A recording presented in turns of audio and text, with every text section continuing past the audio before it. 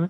Mas além de responder, eu queria fazer uma outra pergunta, considerando que na sua coluna, dia 13 de dezembro, Só Faltam os Palestinos, foi feita a partir do reconhecimento do presidente Lula do Estado palestino, e que o governo Dilma vem sinalizando uma mudança aí na postura em relação aos direitos humanos, à política externa. Você acha que a relação do Estado brasileiro com essa questão vai mudar no governo Dilma ou vai seguir a mesma linha do governo Lula?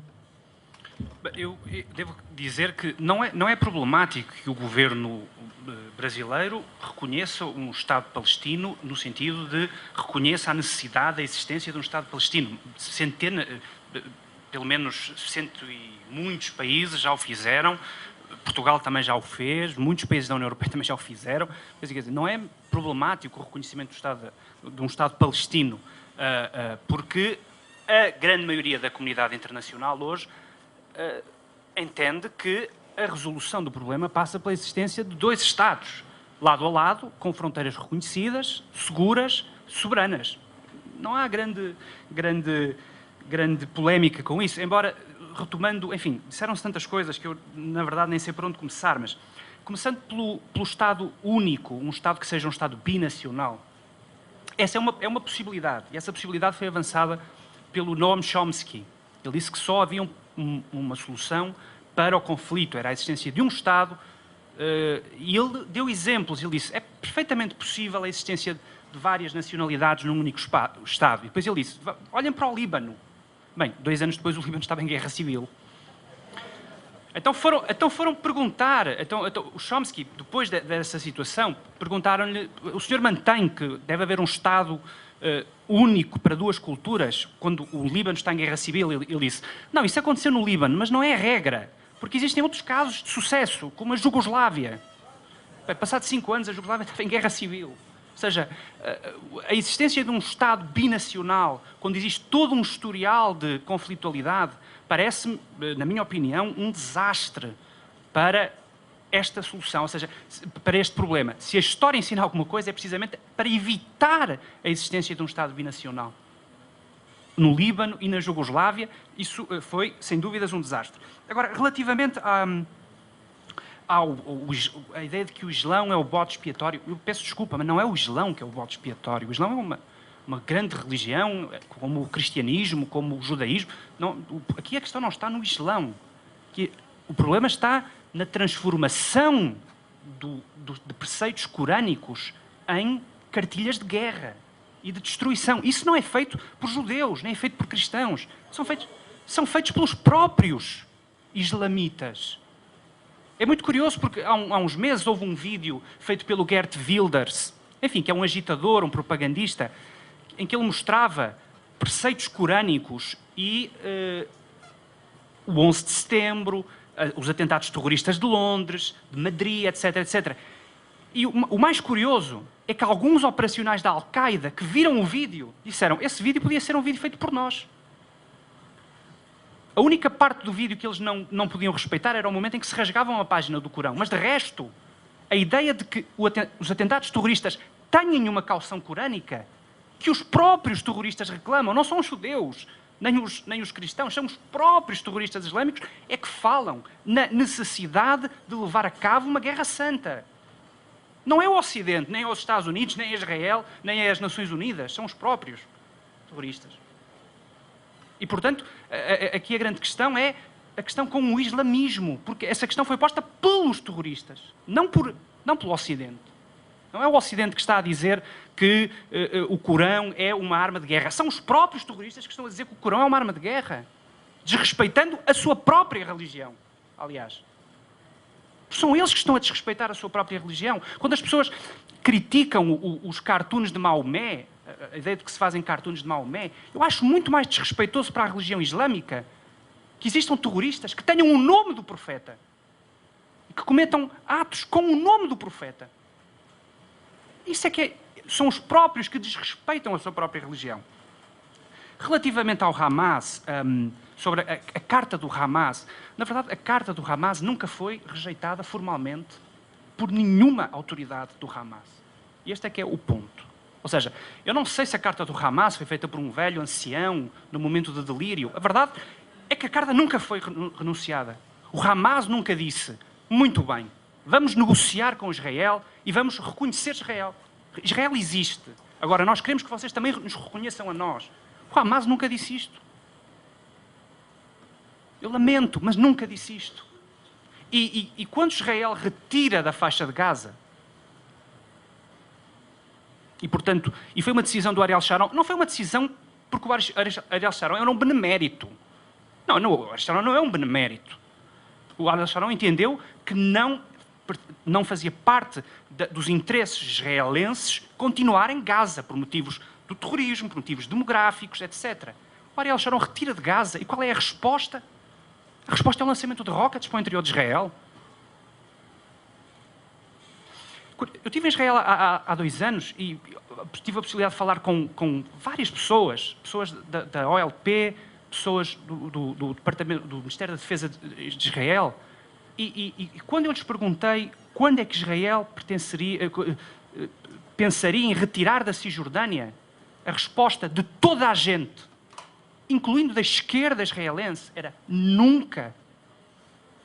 Depois do que se passou em Gaza, nunca vamos retirar da Cisjordânia.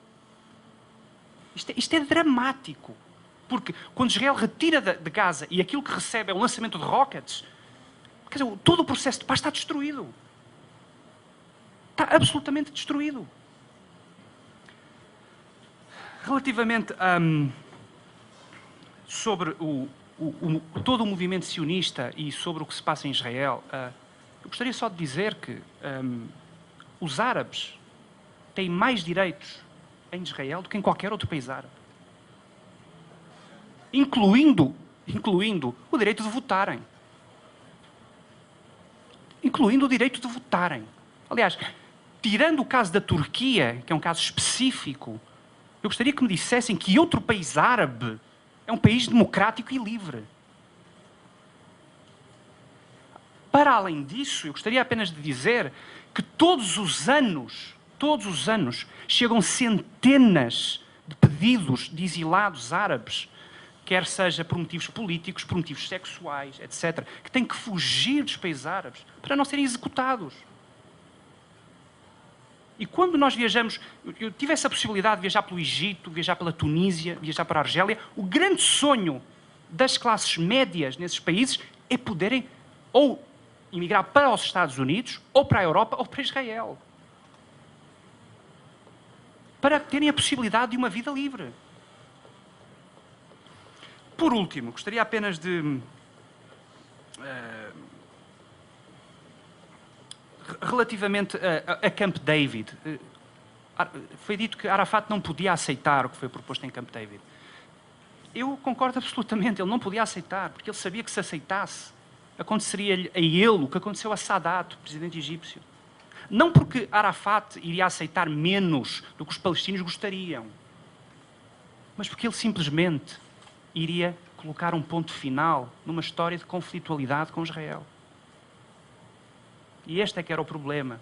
E Arafat entendeu perfeitamente que não era porque lhe estava a ser oferecido um arrabal de Jerusalém, porque na segunda rodada de ofertas o Bill Clinton é muito claro de que aquilo que estava a ser oferecido era a parte palestina de Jerusalém. Porque isso não tinha ficado bem claro da primeira ronda. Mas o Arafat entendeu que se aceitasse o que se passava em Camp David, isso era o fim dele. Era o fim dele porque os palestinos matavam-no.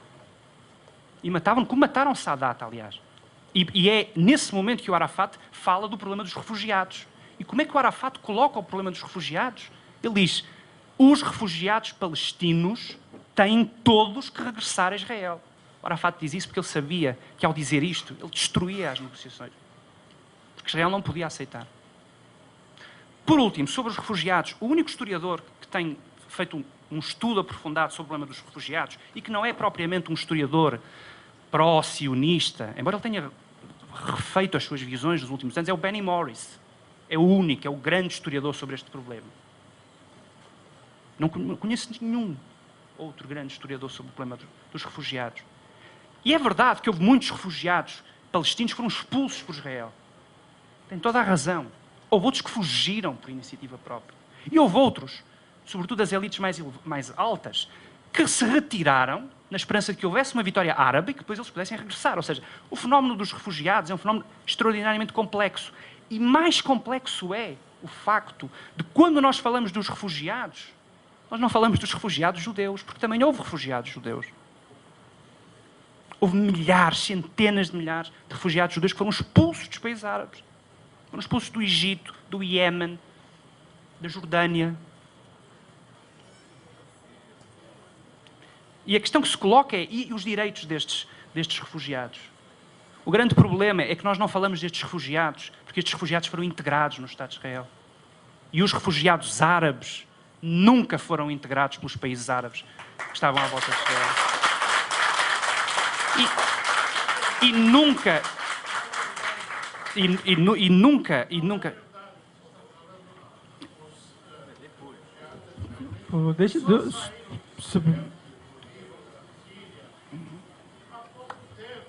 Eu não posso dizer. Não, por favor, não, continua, João. Não, peço desculpa, não é verdade. Não é verdade. Peço desculpa, não é verdade.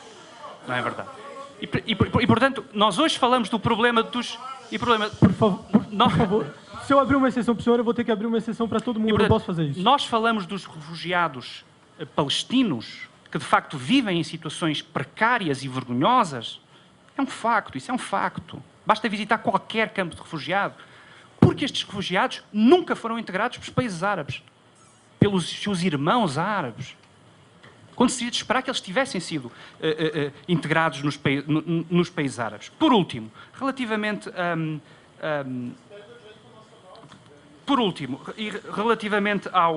aos territórios, foram falados sobre os territórios ocupados. Eu gostaria apenas de dizer que o único território que neste momento está ocupado é a Cisjordânia. Gaza já não está ocupada. Gaza não está ocupada e, portanto, o grande problema que neste momento se coloca é saber como negociar uma paz com o Estado palestino quando a própria Palestina, entre aspas, está dividida entre duas autoridades. Como é que se resolve este problema? E, sobretudo, como é que se resolve este problema, sabendo que ainda existe um problema por cima deste, que é o facto de existirem grupos financiados pelo Irã que não querem negociar com Israel. Este é o grande problema. Querem destruir Israel. Porque não aceitam a presença da entidade sionista. Porque se o Hamas dissesse nós queremos reconhecer Israel, isso seria do interesse de Israel. Mas não é esse o problema. O problema é que a carta fundamental do Hamas nunca foi corrigida, nem nunca foi publicamente renunciada. E este é que me parece ser o problema fundamental.